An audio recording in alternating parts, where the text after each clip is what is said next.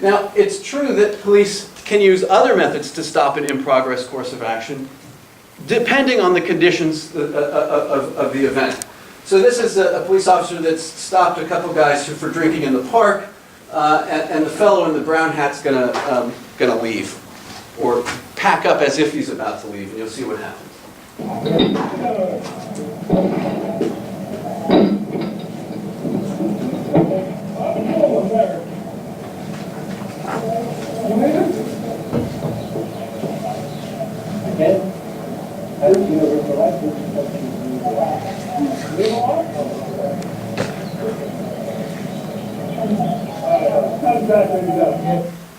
So I play this for my European colleagues who are convinced that the U.S. has abandoned Geneva Conventions, and I told them they're alive and well in San Francisco. So clearly for the officer to use talk here to intercept this course of action, there has to be some conditions other than the belief in the Geneva Convention. The pace of the departure has to be slow enough that he can use talk to intervene. The departure has to be projected so he can recognize it, topicalize it, and clearly, so you can use talk to stop in-progress action, but only under certain conditions. The other main context where police use force is to promote progress in a course of action that they've initiated. So in these cases, the police officers are initiating an action, telling someone to sit down, stand up, etc., and they use force to maintain progress in that in that course of action when they feel as if someone's not complying with sufficient alacrity. I want to show this encounter. The course of action here is going to take place between these two officers, male officer 2 and male officer 1. They're talking to a guy who I've named Larry because he's on the left.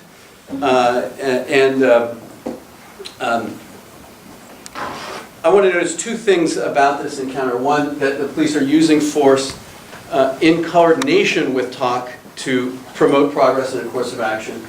And the second thing I want to notice is that the two police officers have a very different orientation to the relevance of force, and that can be instructive about what's happening in the encounter. So I'm going to play it first, and then I'm going to make some observations, so I'll play it a second time. Sorry, let me just say, this is the first time they're talking to the fellow in white. So they've talked to some other fellows, told them to leave, and now they're turning their attention to the fellow dressed in white. And so sit is the first utterance that's produced to him. Sit down. Get on the ground. Get on the ground. Get on the ground. Down. I'll sit on the ground. Do it or get knocked down. That's the point. Do it or get knocked down.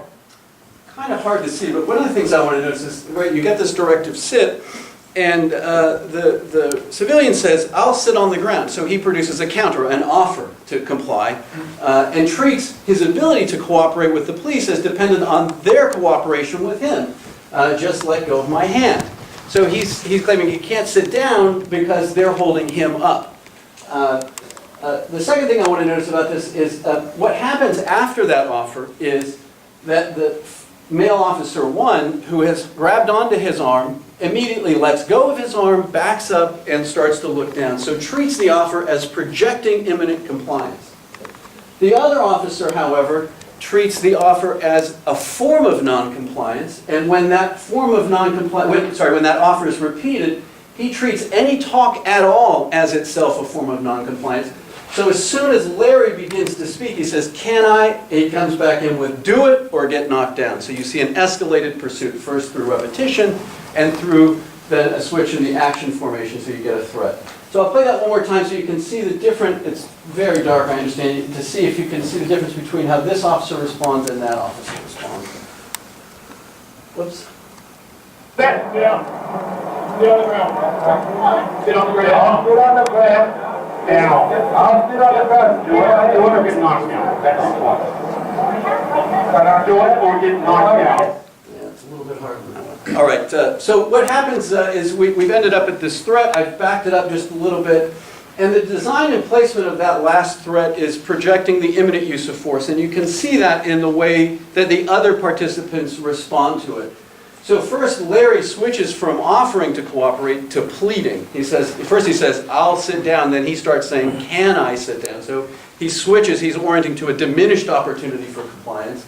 And the other officer who's coordinating with male officer 2 begins to, the guy who's backed away and looked down begins now to prepare himself to re-engage with the guy because he can see that the other officer is about to use force. So here's what happens.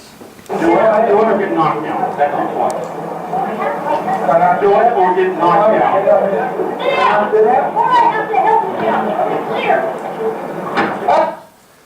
You get a baton strike to the knee and the fellow goes down. That's using force to complete a course of action that's been initiated with talk. And there, the coordination of talk and force gives a particular action import to that use of force and tells the other participants what the force has been used to accomplish. And what this officer does shortly after this is, the fellow's on the ground, he stands up and he says, now who's next? Using his application of force there to promote cooperation with a next course of action. So these are two contexts in which police use force. Using force to stop something that someone's doing, and there the use of force is contingent on, the ability to use something other than force is contingent on whether the officer has an opportunity to use talk or something else.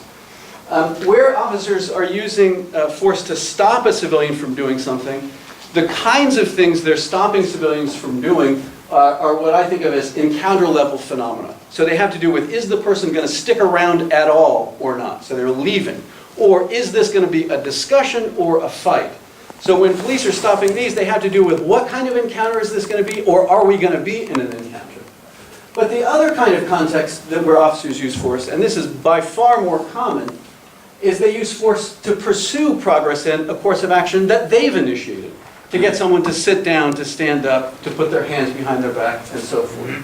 So these are related to small-scale courses of action, and they often are used in encounters where civilians are already cooperating in some number of other ways. They're standing there, they're closely coordinating their behavior with the officer, as we saw in the last example.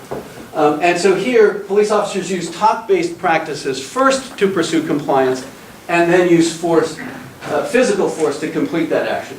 We think we can make an impact on this latter use of force. The first one is a little bit more complicated. We have some things to say about it, but we think we can shape the use of force in this context. But to reduce the use of force in this context, we need to understand where these things happen, what the organization of these encounters is composed of, and what kinds of things do police do that can promote cooperation, and what kinds of things tend to undermine cooperation. What are the sources of trouble and conflict and so forth. So I want to talk a little bit about what police encounters are composed of as interactions. And I'm going to focus on one kind of encounter. There are many different kinds of police encounters.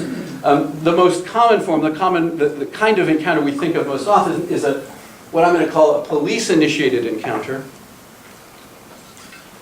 These are cases where the police officer or a civilian or some other institutional representative observes some kind of trouble, and on the basis of that an encounter is initiated. So you either report it to the police and the police go, or the police observe the trouble and they initiate the encounter. So these have to do with things like fights, disturbances, domestic conflicts, moving violations, jaywalking, warrant checks, sleep-sit violations, and the like. Police initiate contact with civilians in order to pursue some kind of project that's related to this observed or reported trouble. And there's two levels of organization that I want to focus on for the coordination of these. First is what conversation analysts, we have really long technical names for things, what we call the overall structural organization of an encounter. How an encounter itself is organized as a unity. And the main thing I want to notice about these encounters is that in them officers pursue a project. They're trying to get something done. And so the conclusion of the encounter is organized by reference to the possible completion of that project. So you get the ticket, or you make the arrest, or you transfer somebody to medical care, and that's when the encounter ends. So it's organized around that project. That project is then composed of discrete action sequences, courses of action that are organized through pairs of actions. Things like sit down and then sitting down. These are cases where an initiating action, a directive or a command, makes relevant a response, although that basic pair can be expanded in different ways. You can do things before it. After you get the initiating action, you can do things that expand it internally, and then, of course, after its production, you can get things that expand it afterwards. Now, both of these levels of organization are axes of asymmetry in the encounter. That is, they're ways in which police can use interactional practices to generate an advantage. So I want to talk a little bit about the advantage for the things they're trying to do. So let me just first talk about a little bit about overall structural organization. There has to be some kind of approach, so the police officer sees or begins to approach somebody. They make some kind of contact. That's not in this transcript. Then there's some kind of preliminary. And the preliminaries are usually organized around positioning bodies and placing bodies in a way that constrains subjects. So things like, could you drop that stuff out of your hands? Okay, turn around for me. So these are organized to position civilians in a way that's going to minimize the range of things they can do next other than talk. Then you have some kind of project, and that's often initiated by announcing the reason for the encounter. Okay, I need to find out what's going on. We got a lot of calls about you today. You get a series of event-dependent questions or event-dependent activities. These are next courses of action that are sensitive to the kind of problem that's been reported. Sorry, let me back up. How officers manage this first part then can often project what kind of an encounter it's going to be. So if you get pulled over and the officer asks you to stop and get spread eagle on the ground, you know you're engaged in some other kind of encounter than if they say pull up next to you at the window and say, hey, I'd like to talk, right? So what they do in this first part projects what's going to happen, and that's available to civilians quite well before the police ever announce what the encounter is about, and that itself can be a source of conflict because civilians often want to know why are you doing this, and police, for good reasons, are concerned about their safety first, and so there's a conflict around the ordering of these activities that can be a source of trouble. There's some kind of resolution. There's a citation, an arrest, a warning, preparation for medical attention, and then some kind of a closing, and the encounter's over. So that's an overall structural organization. And as I mentioned, this is an axis of asymmetry, and the axes of asymmetry here have to do with the opportunities for initiating actions. Because it turns out police officers, both people can initiate actions in these encounters, but the opportunities for doing that are not distributed equally. Police officers initiate far more courses of action than civilians, for good reason. They initiate the encounter, they launch its basic project, they initiate each of the discrete courses of action that manages its progressive realization. So they have many more opportunities to shape what the encounter is going to be about and how it's going to be organized. In addition, the institutional identity of the officer confers a kind of legitimacy to the actions they initiate, and that promotes acceptance by subordinates. It's a form of social authority. This is a very simple example, but I'll show you here. There can be a dispute about what kind of thing is going to get done first. This guy's been hit in the nose, and he wants a napkin because his nose is bleeding.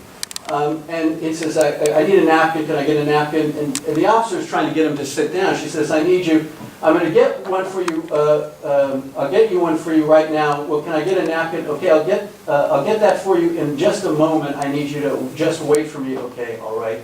And then he sits down. So there's a dispute about, what sort of thing are they going to do? His course of action or her course of action? And in this case, it's the police officer's course of action, as is often the case. So because it's her course of action, and she's the officer, it confers a kind of legitimacy to her action. And so you get a prioritization of police-initiated actions over civilian-initiated actions. But these larger projects are composed of sequences of action. These often occur in that very early phase where you're preparing the civilian's body and position. And so they often have to do with some kind of body movement. Can you sit down, stand up, put your hands over here, lean against the car? These are often either formed using directives or interrogatives. And the initiation of these action sequences poses a choice for the recipients. They can either comply or do something else, including resist. And conversation analysis spends a lot of time focusing on these basic sequences of action because they're a thing that most human relations are composed of. These are the things we do with each other to get things done. We ask questions, we tell news, we tell stories, and they're composed out of these basic sequences of action. So one of the recurrent findings that conversation analysts have made is that these two alternatives, compliance and whatever else you can do, are alternatives, but they're not equal. Okay, so they're asymmetrical alternatives. And one way of seeing that is that cooperative responses are simple. When people cooperate, it happens very quickly, and it enables progress to a next course of action. So you get, could you drop the stuff out of your hands for me? Okay, right? Just simple. And then you move on to a next course of action. Okay, turn around for me? Sure. So they're simple, and they enable progress to a next course of action. So that's what cooperation looks like. Anything other than sure or okay delays the accomplishment of that sequence. So we're going back to this subway case where you get sit down. And what I want to notice here is you got the initiating action, and then you have a whole bunch of stuff before you get the person ever to sit down. Right? So it expands the sequence. So it has a different sequential implication. It opens up a range of other possible trajectories.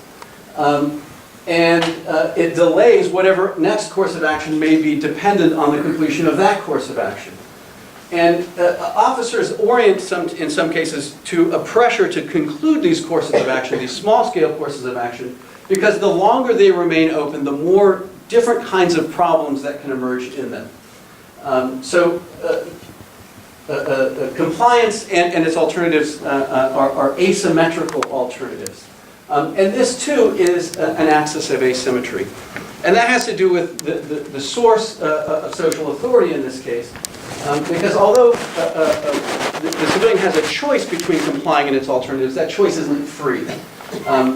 So when you comply with somebody who's in authority, you essentially surrender your private judgment. Whatever you thought you were going to do, when you go to the doctor and you think you know what's wrong with you and the doctor tells you it's something else, and you accept that, you've surrendered your private judgment. You've dropped your thinking about what's going on, and you've adopted her thinking about what's going on. The same thing happens in these police encounters. When the officer tells you to sit down, you may want to do something else, but you comply with that. And part of the reason you comply with that is because you assume that if you don't comply, there are going to be some foul consequences. Something bad's going to happen if you don't comply.